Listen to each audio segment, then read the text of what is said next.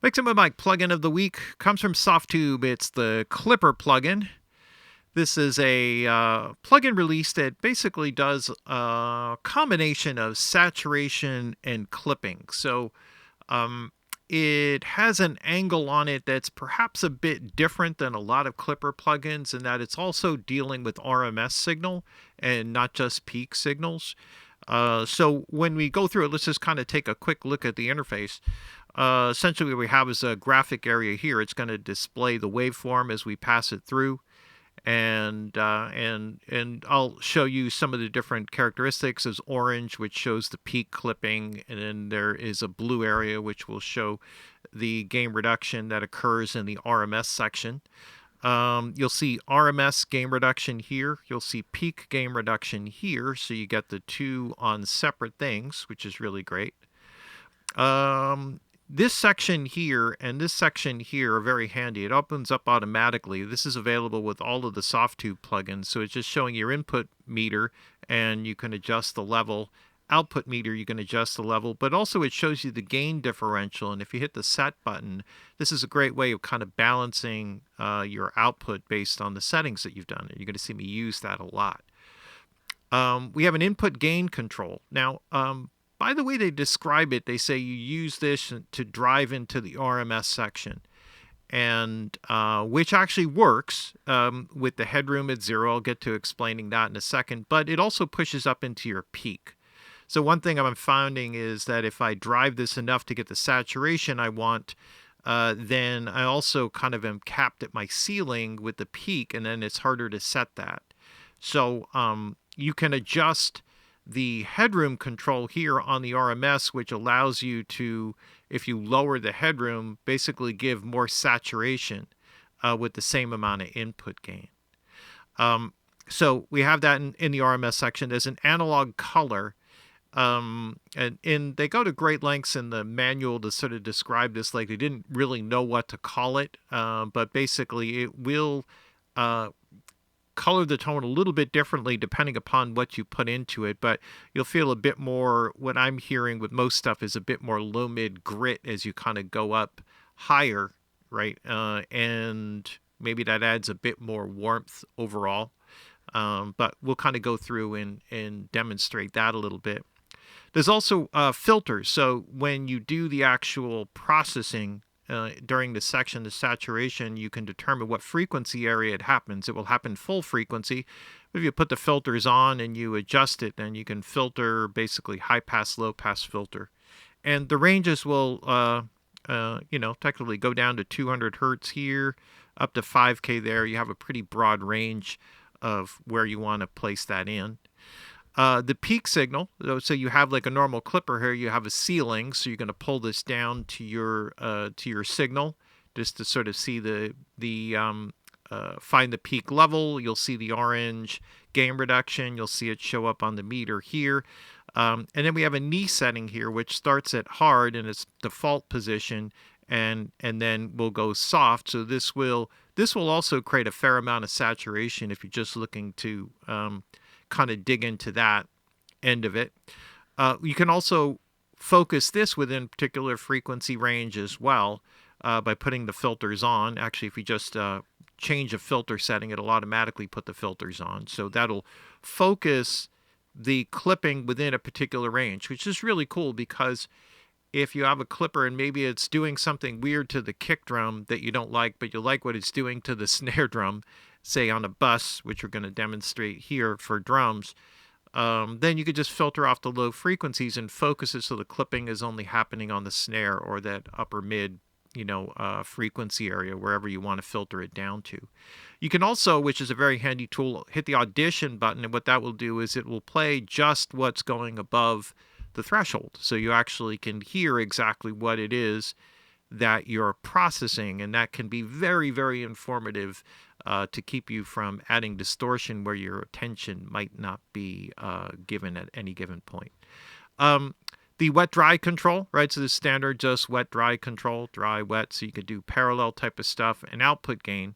I'm also used the set control here. It does actually quite a good job at balancing the output gain so you can focus on the actual, sound and whatever it is that you're running through there. So let's start by turning the peak off. We'll put a little bit in here. I'll just show you. Actually, I'll leave it on here for a second. Let me just show you in the display here. If I cut out some of the other tracks here, let's just kind of focus on the drums here.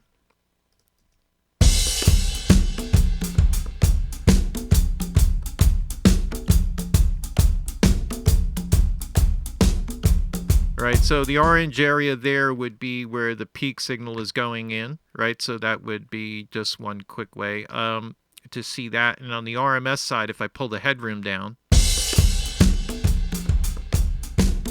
you could see the gain reduction occurring there as well, from the outer waveform showing the original signal and the inner one showing the gain reduction there.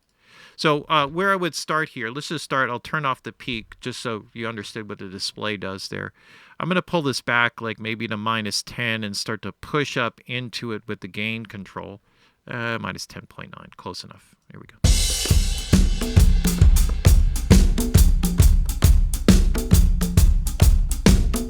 So here you could see how much extra gain is being added according to it. So I can hit the set control and then it will move this down accordingly. I'm going to reset that and do it again.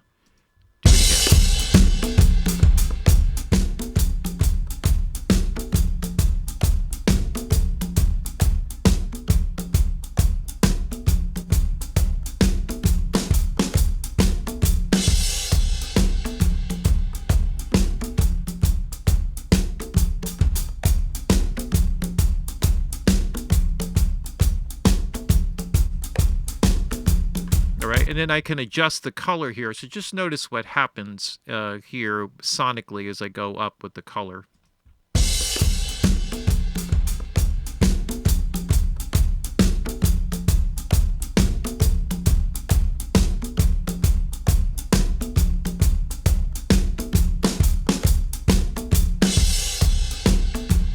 It's also adding gain as it's driving in there, so I'm not sure if that's because it's not adding gain in the same way that we're adding gain up here, but it is actually in this case kind of becoming progressively more present.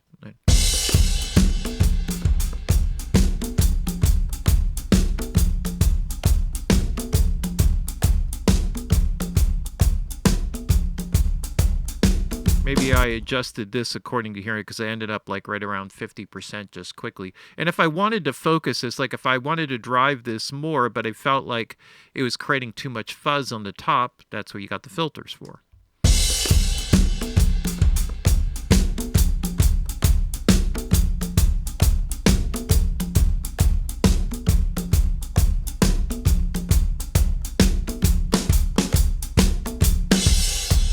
That way I can kind of keep like a little bit more clarity up on the top end if that's what I'm looking for with, and getting the saturation where I want it just to kind of get a little bit of the grit and the warmth. All right.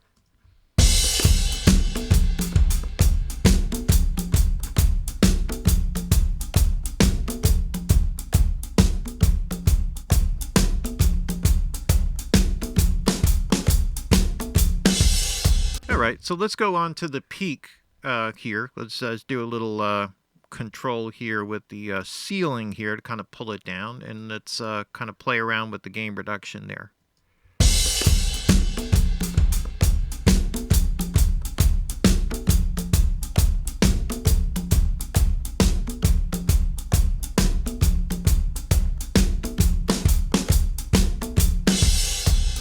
So this is with a hard knee.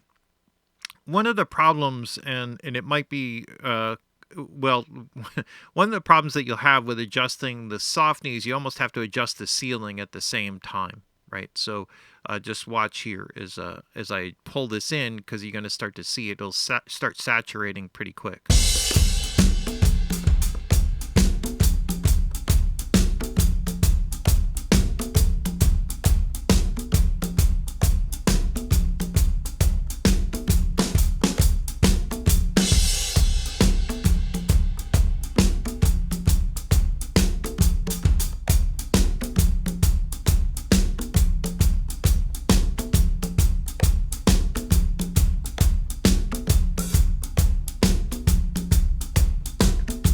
You can hear it softening the attack a bit, which is just basically starting the gain reduction a little bit early, so you're getting a little bit of a softening of the curve. That would be kind of a standard thing versus a hard clip. I'm going to roll with the hard clip here. And one thing I just wanted to show you here was the audition. So as you're setting the ceiling here with the clip,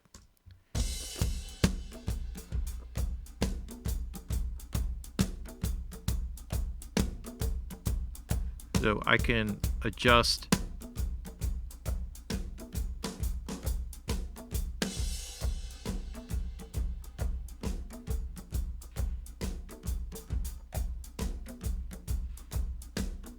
so I'm hearing what's kind of coming through, what's triggering the gain reduction.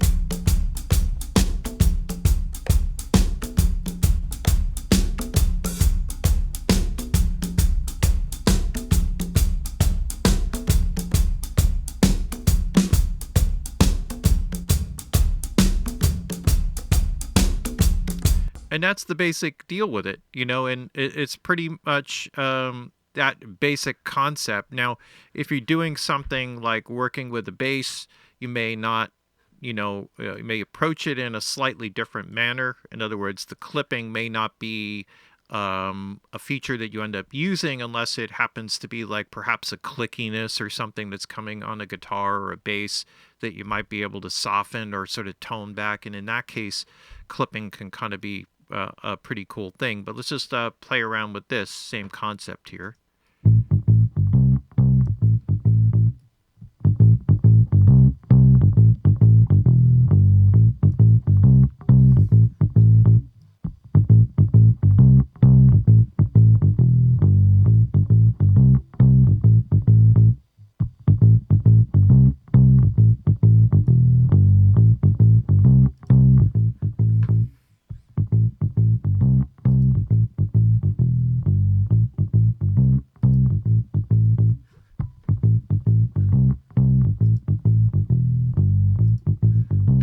And this can actually be handy if you just want to create some grit in there, like this.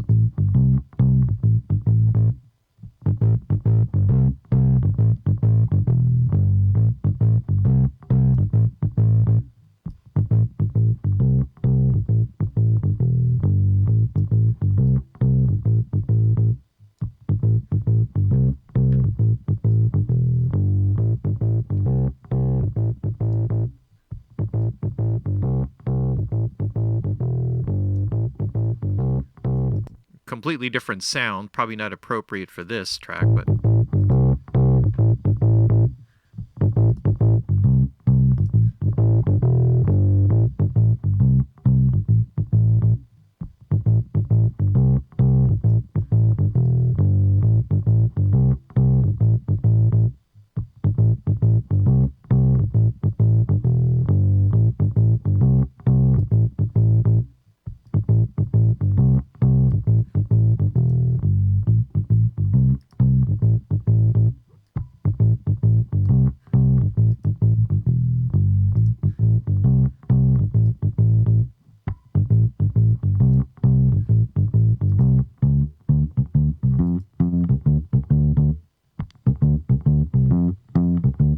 so you could see how you can kind of play around with that to kind of add in a little bit of, tonal character into the sound, or, kind of grit it up a little bit. There's a lot of ways to work with it.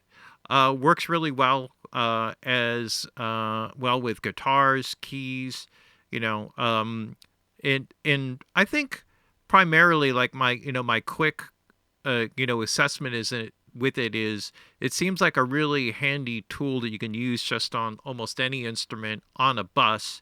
I haven't experimented with it as much on a full mix, but I think you would also get a lot of benefit from that end of it. There are no oversampling options, but it does have built-in 4x oversampling. is what it'll basically do. You have like, mostly like meter types and output panels and, tips and window sizes and all of that sort of stuff in terms of the settings, and the way that goes. No specific control over the oversampling, but I think you have a lot of control, particularly with the filters on that, and overall it sounds really great. All right, there you have it from Softube.